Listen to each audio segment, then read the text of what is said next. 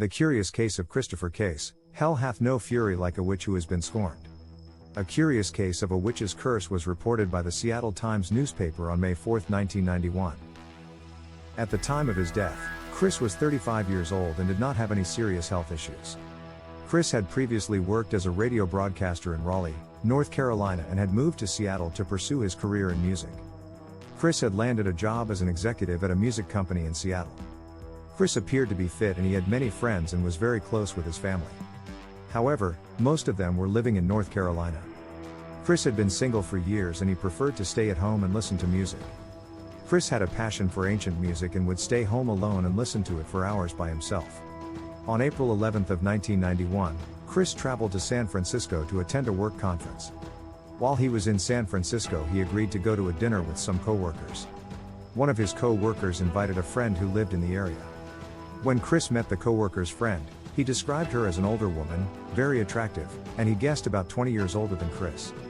While they were having a conversation during dinner, the older woman began to take an interest in Chris, and Chris was also interested in her because she claimed that she also liked ancient music.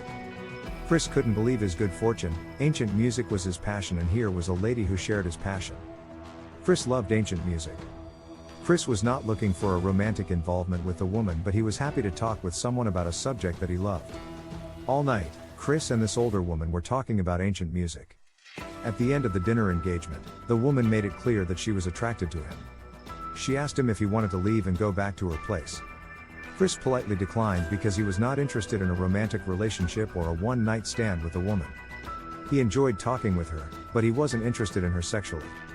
She became more and more aggressive, telling Chris that her place was nearby. She told him they could listen to music, but Chris was feeling more and more uncomfortable and he repeatedly fended off her advances. Finally, Chris told her in no uncertain terms that he was tired and he was going back to his hotel room, alone. When Chris stood up to leave, the woman stops being flirtatious and suddenly becomes very angry at Chris. She stared at him and before he left she tells him, "I'm actually a witch and I'm going to put a curse on you. You're going to be dead by the end of the week." Chris does not know what to think about the woman's statement and he simply leaves the restaurant. The next morning on April 12, Chris flew back to Seattle. After he arrived back in Seattle, he called his friend Sammy Souter in Fayetteville, North Carolina, who was one of his closest friends.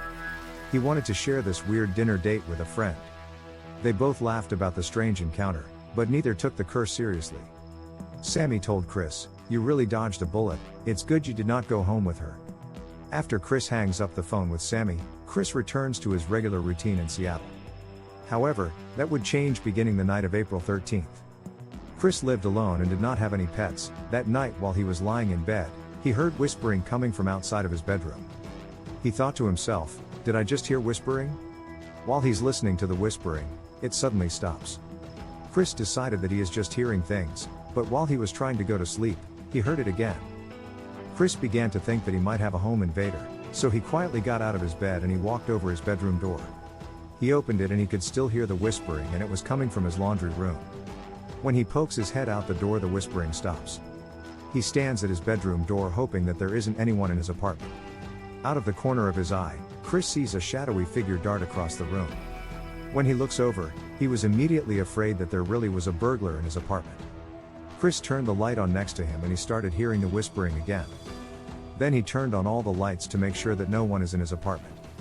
Chris looks all over but he can't find anybody else. He checks that the door is locked and bolted. Then he realized he could still hear the whispering. He realized that the whispering was now coming from his bedroom. Chris walked into his bedroom but he can't figure out where the whispering is coming from. He begins to think, "Am I dreaming? Am I losing my mind? Did somebody slip me a drug last night? What's wrong with me?"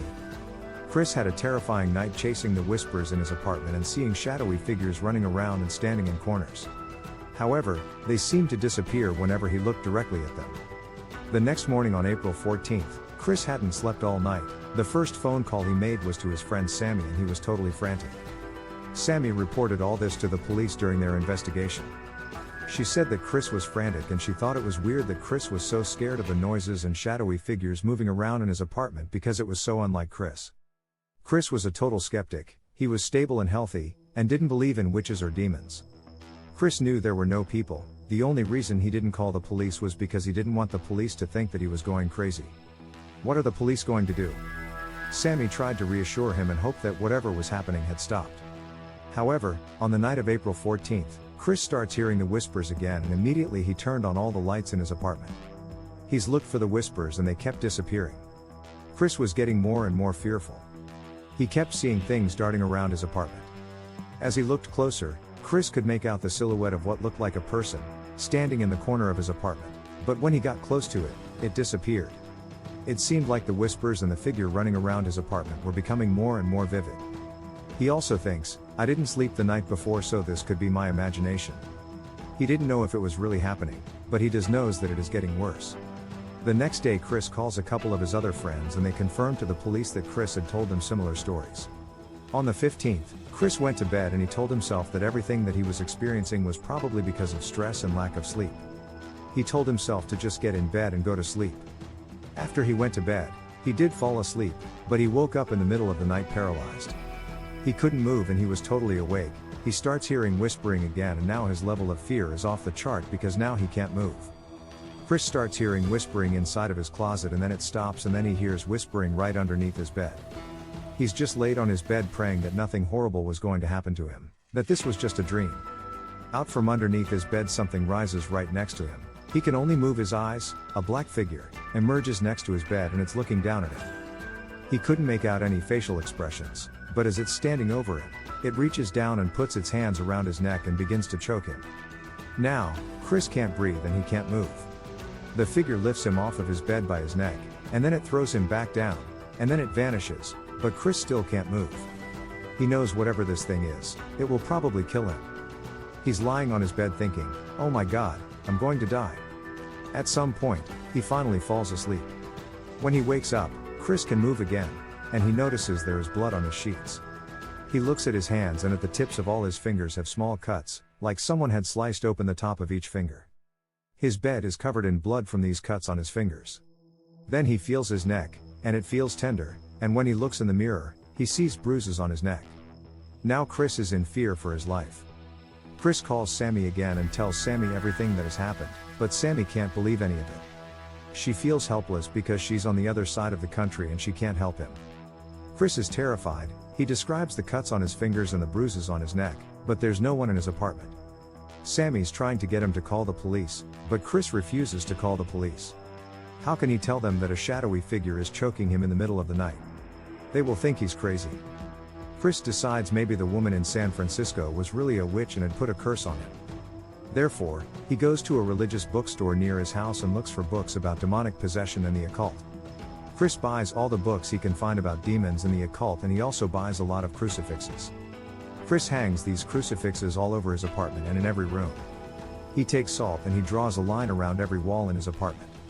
He did everything that the occult books instructed for dealing with demons, or ghosts, or anything dealing with witchcraft. On April 16th, Chris was so scared that he left his apartment and he checked into a hotel. The next morning, on April 17th, Sammy called Chris at his apartment to check in on him. However, he was not there because he was still at the hotel. Sammy and his other friends are all concerned about his mental health. Sammy called the police and told them that she was concerned about Chris, and asked them to do a welfare check.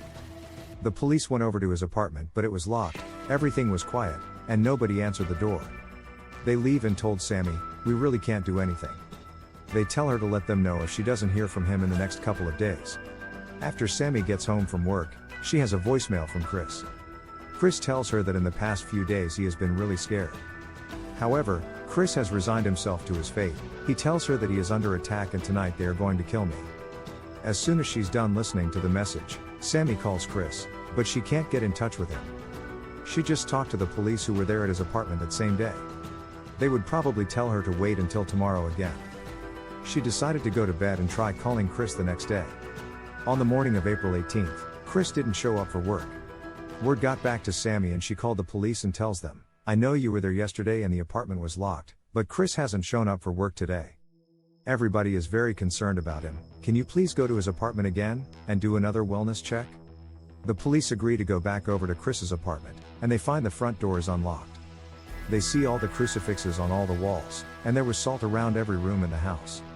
There were about 10 candles that had burned down to the wick. There are little scraps of paper with handwriting all over the apartment. Little messages that Chris was leaving all over the house. trying to ward off evil spirits and demons. It looked like a set out of a horror movie scene. They began yelling his name, but nobody answered. They finally discover his body in the bathtub. There was no water in the bathtub and Chris was fully clothed. There were candles all around the outside of this bathtub. There were also crucifixes and occult symbols in the bathroom with him, and he was on his knees, slouched up against the wall, with his hands tucked around his chest. He had no external injuries. The police removed his body and the coroner's report says that Chris died of natural causes. He died of a heart attack. When Chris's friends and family saw that his cause of death was listed as natural, they didn't believe it. They try to describe what happened to him over the past week. Chris went from happy and healthy to being completely terrified. Was the heart attack just a coincidence, or did the witch's curse kill Chris? Did she give him a drug, or did she send him a familiar spirit to terrify him to death? He described the strange events over the phone to his friends and family while they were still happening. Chris was fighting a spiritual battle that he was not prepared for. How could he win? If you enjoy these videos, please like and subscribe. Have a great week. Thanks.